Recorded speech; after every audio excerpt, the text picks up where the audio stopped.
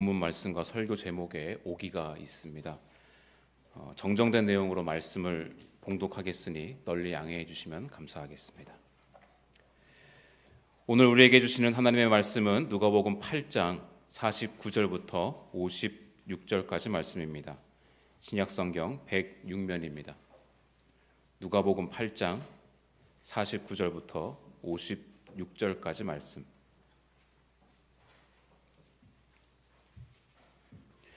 하나님의 말씀을 봉독합니다.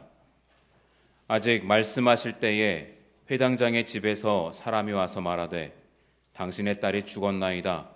선생님을 더 괴롭게 하지 마소서 하거늘. 예수께서 들으시고 이르시되 두려워하지 말고 믿기만 하라. 그리하면 딸이 구원을 얻으리라 하시고 그 집에 이르러 베드로와 요한과 야고보와 아이의 부모 외에는 함께 들어가기를 허락하지 아니하시니라. 모든 사람이 아이를 위하여 울며 통곡하매 예수께서 이르시되 울지 말라. 죽은 것이 아니라 잔다 하시니 그들이 그 죽은 것을 아는 고로 비웃더라. 예수께서 아이의 손을 잡고 불러 이르시되 아이야 일어나라 하시니 그 영이 돌아와 아이가 곧 일어나거늘 예수께서 먹을 것을 주라 명하시니 그 부모가 놀라는지라. 예수께서 경고하사 이 일을 아무에게도 말하지 말라 하시니라. 아멘. 가브리엘 찬양대의 찬양 후에 담임 목사님께서 하나님께 영광이 된 줄로 믿습니다. 기도합니다. 하나님 아버지 감사합니다.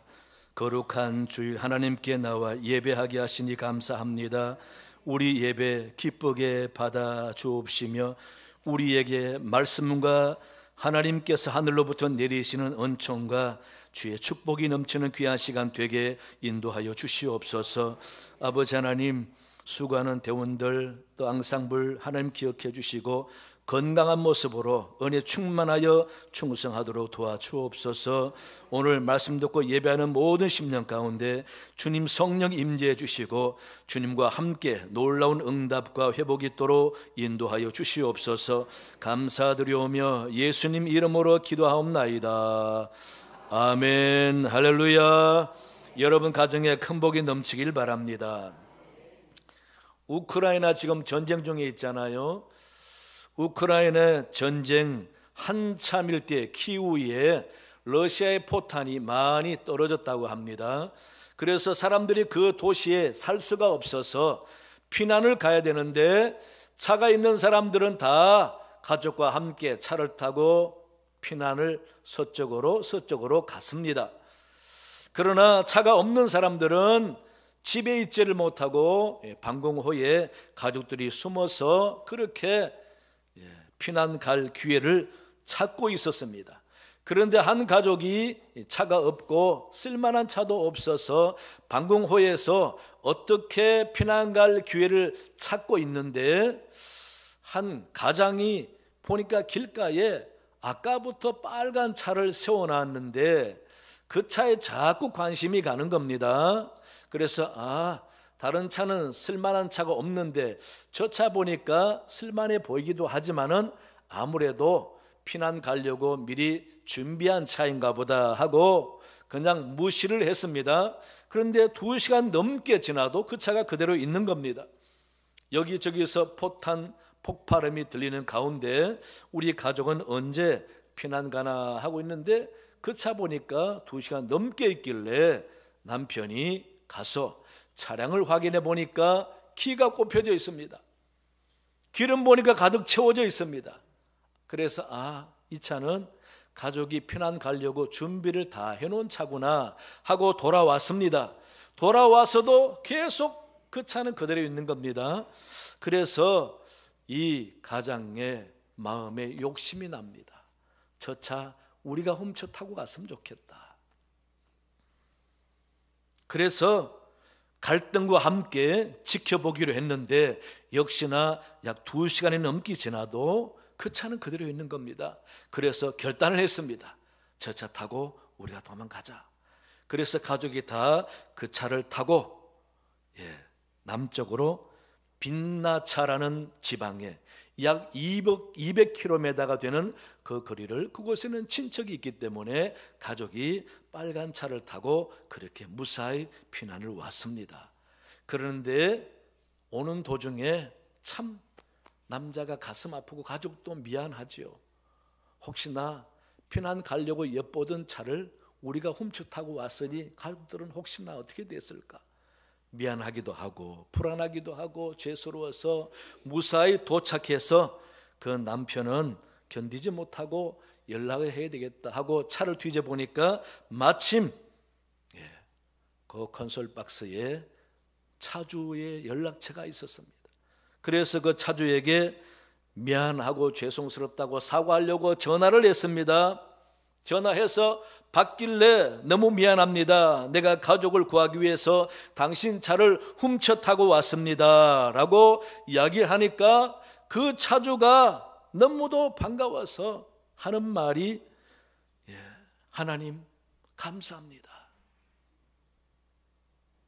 마치 기다렸다는 듯이 그렇게 탄식하듯이 하나님 감사합니다 라고 하면서 이야기하는데, 그 말에 의아해서 훔친 사람이 주춤하니까 이어서 차주가 말합니다. 걱정하지 마세요. 내게는 차 4대가 있는데 우리 가족은 차를 타고 이미 피난 왔습니다. 하지만 3대 차를 제가 일부러 기름을 가득 넣고 키를 꽂아 놓고 여기저기 산발적으로 3대를 놔두었는데 제발 누군가 그 차를 타고 오기를 바랬습니다. 그런데 2대는 마침 연락이 왔는데 한 대가 이렇게 늦게 왔길래 안 오나 했는데 당신이 전화해 줘서 너무 고맙다고. 여러분 얼마나 감사해야 하는지. 이 사연은요, 우크라이나 전직 외교관이었던 올렉산드로 세르바라는 사람이 지난 5월 2일 빨간 차량 사진과 함께 그렇게 트위터에 올린 사연입니다. 얼마나 감동적입니까? 생명 한 명이라도 더 살았으면 좋겠다 하는 마음에 한 생명이 살기 위해서 재산이 무슨 소용이 있습니까? 지위가 무슨 소용이 있습니까? 살 수 있도록 마련해 주는 그 마음, 한 생명이라도 소중히 여기는 그런 마음들이 사회를 더 아름답게 하고 그런 작은 영웅들이 있기 때문에 세상은 살만하다라는 것입니다. 생명을 구하겠다는 일념으로 지옥 같은 도시 곳곳에 기름을 채워서 자기 차를 둔 그런 시민들, 그걸 보면서 절망적인 상황 가운데서도 사람은 다 살 길이 있다라는 것, 얼마나 소망적인 사건인지 모릅니다. 사람은 막다른 골목에 들어서게 되면은 때로는 한없이 용감해지기도 하고 때로는 한없이 비급해지기도 하는 거죠. 그렇게 어려운 상황 가운데 자기의 것을 기꺼이 내놓는 사람이 있는가 하면은 훔쳐서라도 내 가족의 생명을 살려야 되겠다라는 사람이 있다라는 것입니다. 그래서 사람들은 한 생명을 위해서, 특히 가족의 생명을 위해서는 모든 걸 다 포기하고서라도 그 생명을 살리고 싶은 마음이 있는 거지요. 오늘 본문에 바로 회당장 야이로라는 사람도 자기 집에 자녀라고는 12살짜리 딸 하나밖에 없습니다. 그런데 그 딸이 지금 사경을 헤매면서 죽어가고 있는 것입니다. 그 딸을 살릴 수만 있다면은 그는 돈을 써서 약을 구해 봤을 것입니다. 의원을 찾아봤을 것입니다. 그래도 그 딸이 차도가 없자 그는 절망 같은 상황 가운데서 예수님의 소리를 듣게 되었습니다. 여러분, 예수님에게 가서 무릎 꿇고 간청한다는 것은 그 당시의 사회 정황으로는 쉬운 결정이 아닙니다. 회당장은 한 지역의 우두머리입니다. 회당장은 바로 유대주의자요, 정통주의자요, 보수주의자면서 바리새적인 신앙의 전통을 이어가는 그런 많은 사람들이 인정하는, 존경받는 사람입니다. 그 집에 재물도 넉넉히 있습니다. 그만한 지위에 있으면은 성경도 많이 알고 사람들을 가르치고 사람들에게 무한한 높임을 받는 그런 사람입니다. 그는 회당 중심으로 해서 회당 관리도 하지만은 행정의식을 집행하고 운영도 하고 예배 순서를 정하기 위해서 장로회에서 의장으로 우두머리에 서는 그런 사람입니다. 사소한 분쟁이 있을 때에 판사는 아니지만은 문제를 해결해 주면서 사람들에게 존경받는 사람이지요. 그러니 남들이 우러러보는 그 위치에 있는 회당장이 주님 앞에 무릎 꿇고 간절히 간청합니다. 무엇 때문에? 딸의 생명을 살리기 위해서. 그런데 이 회당장이 지금까지 유대인들의 율법 중심의 사고방식을 포기하고 예수님에게 무릎 꿇게 될 때까지 그의 마음에 깨달음과 변화가 있었다는 것입니다. 우리는 이 회당장의 깨달음과 변화를 통해서 우리도 회당장의 신앙생활을, 믿음을 배웠으면 좋겠습니다. 이 회당장이 뭘 깨달았을까? 첫째는요, 인생의 무기력함을 깨달았습니다. 참 인생은 별거 없구나, 정말 사람이 할 수 있는 것이 없구나 라는 것을 깨달았죠. 회당장이면 무엇합니까? 돈이 있으면 무엇합니까? 사람들에게 존경받으면 무엇합니까? 자기 딸을 살릴 수 없는데, 지금 회당장에게는 딸을 살릴 수만 있다면은 그거 외에 아무것도 소용없는 거예요. 자신이 정말 할 수 있는 게 없는 겁니다. 그래서 회당장은 딸의 죽음 앞에서 큰 절망감을 느낍니다. 내가 뭘 할 수 있을까? 지위, 유대 전통, 돈, 많은 인맥들도 다 소용없는 거죠. 그래서 그는 저절로 독백처럼 입에서 나오는 말이, 내가 정말 아무것도 아니구나. 여러분, 내가 아무것도 아니라고 느껴질 때, 그때부터 우리는 누굴 찾습니까? 하나님을 찾는 거예요. 주님이 눈에 들어오는 거죠.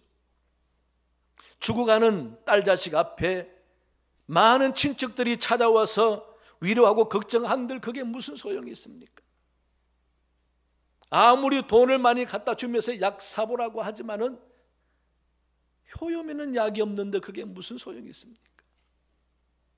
돈도 친척도 지위도 아무런 소용없는 거죠. 그럴 때 느끼는 이 회당장은 정말 아무것도 아니구나. 인생 아무것도 아니고 지위 존경받는 것도 아무것도 아니구나. 그러면서 그 마음에 찾아오는 한 줄기 빛은 뭡니까? 예수님인 겁니다. 예수님.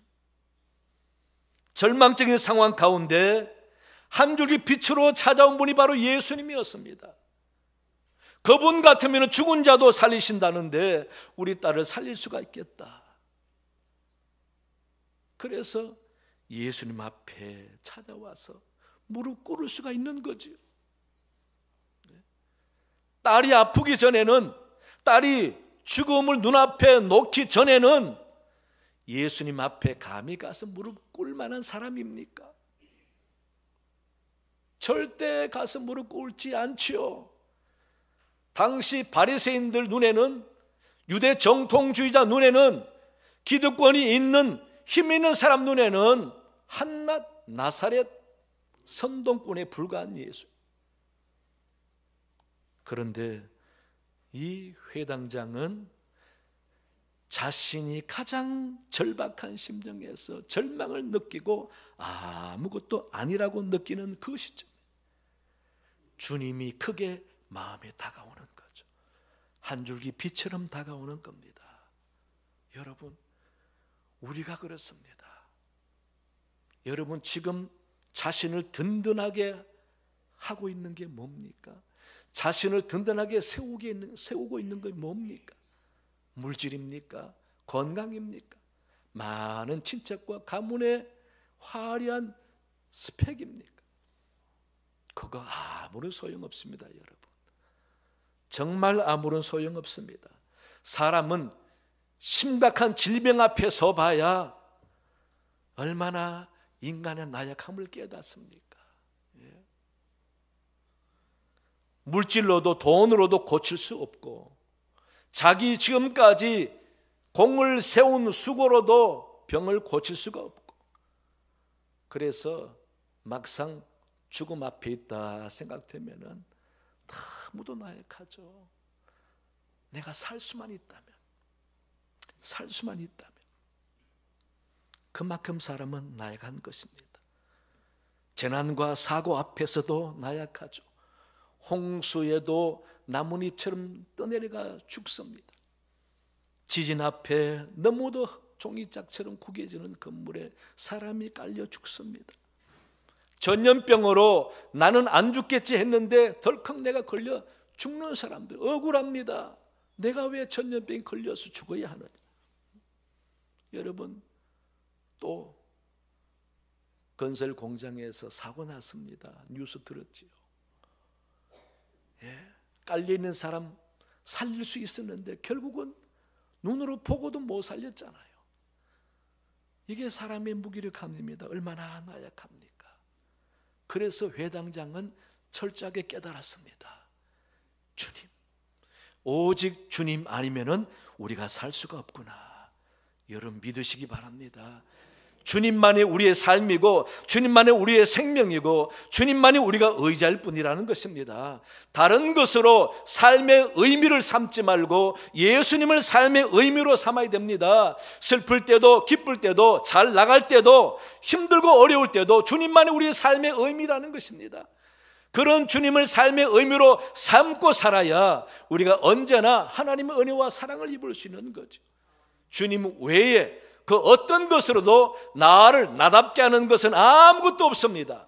우리 가정을 건강하고 아름답게 만드는 것은 물질이 아닙니다. 가문이 아닙니다. 바로 주님인 것입니다. 주님 앞에 기도하고 주님을 의지하는 가정만이 하나님께서 복을 주시고 은혜 주시는 줄로 믿으시기 바랍니다. 그래서 이 회당장은요, 너무도 무기력함을 깨닫고 보니까 오직 주님이 가장 크게 다가오는 거죠. 그래서 그때부터 아마 회당장은 다른 것 자랑하지 않았을 거예요. 내 딸을 살리신 그 예수님, 그때는 회당장임을 의시되고 어깨에 힘을 폈지만은 아무것도 아닙니다. 물질 때문에 어깨에 힘을 펴고 얼굴을 밝혔지만은 그는 그때부터 입에서 항상 예수님을 자랑했을 겁니다. 예수님 때문에 우리 가정은 다시금 눈물에서 기쁨으로 회복됐다. 여러분, 세상에 속지 마시기 바랍니다. 물질에 속지 마시고 환경에 속지 마시고 우리의 연약함을 인정하시기 바랍니다. 우리의 무기력함을 인정하시기 바랍니다. 그리고 예수님 없이는 살 수 없구나 고백하면서 오직 주만 바라보고 사는 여러분 되시기 바랍니다. 둘째는요, 예수님의 능력을 믿었습니다. 41절에 이 회당장이 야이로라 하는 사람이 와서 예수의 발 아래 엎드려 자기 집에 오시기를 간구하니, 예수님의 능력을 믿었기 때문에 회당장의 지위를 가지고 예수님 발 앞에 와서 엎드려서 간구하잖아요. 마태복음 9장 18절에도 예수께서 이 말씀을 하실 때 한 관리가 와서 절하며 이르되 내 딸이 방금 죽었사오나 오셔서 그 몸에 손을 얹어주셔서 그러면 살겠나이다.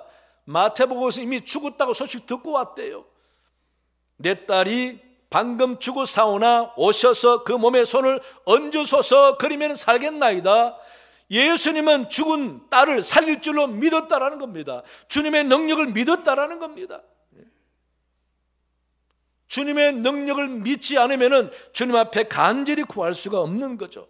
하나님의 능력을 믿지 못하면 하나님 앞에 울고 부르짖을 수가 없는 거죠.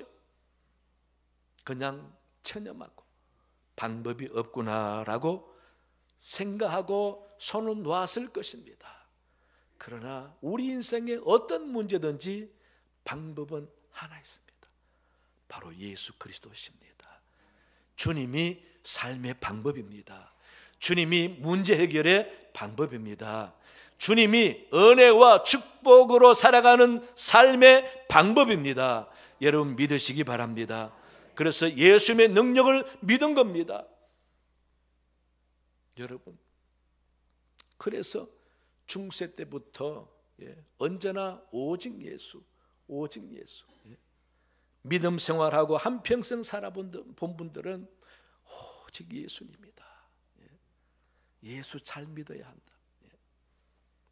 예수 잘 믿는다는 것은 뭡니까? 주님의 능력을 믿으라 그 말입니다. 주님의 고치심을 믿어라. 주님의 인도하심을 믿어라. 주님의 회복하심을 믿고 주님이 마귀와 저주와 모든 재앙을 물리치시고 아슬아슬한 어려운 사고와 위험으로부터도 주님이 지켜줄 뿐이라는 사실을 믿으라는 거죠. 그래서 항상 가정에 주님 몸을 모시고 사는 가정, 그런 가정을 꿈꾸는 것이 바로 온전한 믿음인 것입니다. 여러분, 주님의 능력을 믿지 못하면은 우리는 나도 모르게 교만해집니다. 자기 능력을 믿고 자기가 해야 된다고 믿고 자기 손으로 하길 바라고, 그래도 좀 모자라면은 힘 있는 사람의 도움을 구하려고 합니다. 권력 있는 사람의 도움을 구하려고 합니다. 거기에 기웃거리면서 비굴해지는 거죠. 여러분, 예수 믿는 사람은 그렇게 세상에 비굴하면 안 됩니다. 주님 앞에 머리 숙여야 되죠. 주님을 의지하고 도움을 구해야 됩니다. 하나님은 악한 사람의 마음도 바꾸어 주시는 분입니다. 하나님은 천지 재앙의 어려움도 변화시켜주는 분 아닙니까? 그러니 오직 주님의 능력, 하나님의 능력을 믿고 하나님께 의지하고 맡기고 살아가는 마음, 바로 그 마음이 믿는 자의 삶의 방식인 줄로 믿으시기 바랍니다. 그래서 우리는 언제나 나는 부족합니다. 우리 가정도 연약합니다. 하지만 우리 하나님이 나와 함께 하시고 주님이 함께 할 줄로 믿습니다. 그 믿음을 갖는 거죠. 그러면서 다 주님께 맡기고, 나는 연약하나 우리 주님이 강하시니 주님이 나와 함께 하시면 놀라운 일이 일어난다라고 믿고 절망이 아니라 더 주님께 다가가고 더 기도 많이 하고 주님을 의지하는 마음 자세로 더 믿음이 깊어질 때에 하나님이 책임져 주시고 바꿔주시고 고쳐줄 줄로 믿습니다. 이런 은혜를 경험하는 여러분 되시기 바랍니다. 세 번째는요, 희망은 무한하다는 것을 깨달았습니다. 그야말로 절망 가운데 있잖아요. 딸이 죽었어요. 예수님에게 제발 우리 집에 가서 죽어가는 내 딸에게 손을 얹어 고쳐달라고 했는데, 그때 12년 동안 혈루병을 앓던 여인이 또 예수님의 발걸음을 멈추게 합니다. 속이 타들어가지요. 그래서 아이고, 저 여인이 우리 예수님 발걸음을 붙잡으면 안 되는데, 빨리 가야 되는데 한시가 시급한데. 여러분, 위험한 사람, 사경을 헤매는 사람에게 골든 타임이라는 거 있잖아요.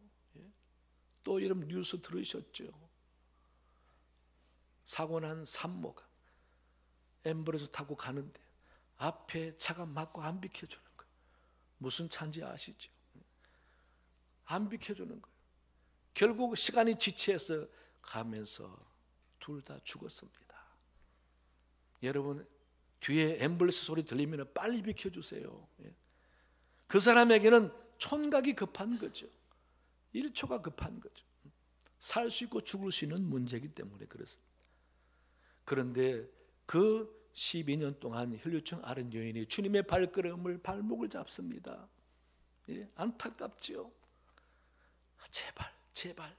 그러는 도중에 집에서 사람이 옵니다. 이제 예수님을 힘들게 하지 마라. 딸이 죽었다. 그 소리 듣고 손에 힘이 풀리겠죠. 아, 끝났구나. 그래서 체념하고 두려워하고 있는 데에 그때 주님이 그 회당장에게 하신 말씀이 뭡니까?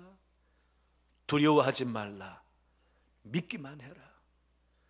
두려워하지 말고 믿기만 하라. 여러분, 죽었는데 그래도 두려워하지 말고 믿기만 하라. 끝났는데 그래도 두려워하지 말고 믿기만 하라. 이제 할 수 없는데요, 그래도 믿기만 하고 두려워하지 말라. 여러분, 이게 뭡니까? 사람의 생각에는 끝났다라는 시점은 하나님은 시작하는 시점이라는 것입니다. 그래서 우리 믿는 사람에게는 절망이 없습니다. 내 생각에는 끝났지만은 하나님은 그 시점에 다시금 시작하시면은 놀라운 결과가 온다라는 거죠. 여러분, 이런 믿음 갖고 있습니까? 그렇다면 믿는 사람은 끝났다는 말을 하지 말아야 합니다. 안 돼. 이런 말은 믿는 자 입에서 나오는 말이 아니라는 겁니다. 우리는 내 생각에는 끝났지만은 주님은 시작하신다라는 겁니다. 그럴 때 놀라운 기적과 반전이 일어난다라는 겁니다.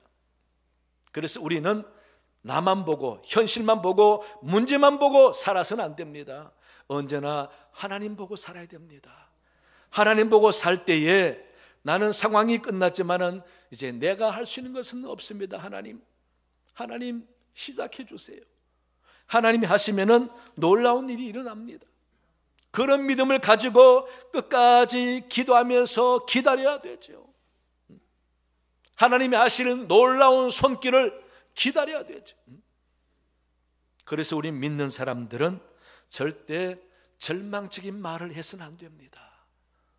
다른 사람에게도 상황을 보니 끝났네, 포기하세요. 함부로 그런 말 하지 마세요. 그랬다가 그 사람이 다시금 살아나서 놀라운 일이 일어나면은 내가 무슨 창피가 됩니까? 그래도 희망을 가지세요. 하나님께 기도하세요. 저도 기도하겠습니다. 이게 믿는 자의 말인 줄로 믿습니다. 그래서 안 믿는 사람 볼 때는 믿는 자가 너무도 어처구니 없어. 전후 좌우를 안 따져보는 것 같아. 상황을 너무 모르는 것 같아. 아니에요. 세상적인 현실에서는 상황을 보고 끝났다고 하지만은 하늘 바라보면은 소망이 있는 것입니다. 그래서 믿는 사람은 세상 보는 것이 아니라 위로 바라보고 사는 사람인 것입니다. 그래서 우리 입에서는 언제나 소망을 갖고 소망의 말을 하는 것입니다. 소망의 눈을 가지고 현실을 보는 것입니다. 그래서 끝났다 말이 아니라 항상 할 수 있다, 된다, 이루어진다, 하나님은 하신다, 분명히 은혜가 임한다라고 믿어야 될 줄로 믿습니다. 그래서 우리가 내가 볼 때 내가 원하는 방향은 끝났지만은 하나님은 내가 원치 않은 방법으로 또 놀랍게 일을 이루어 가시는 분이라는 것입니다.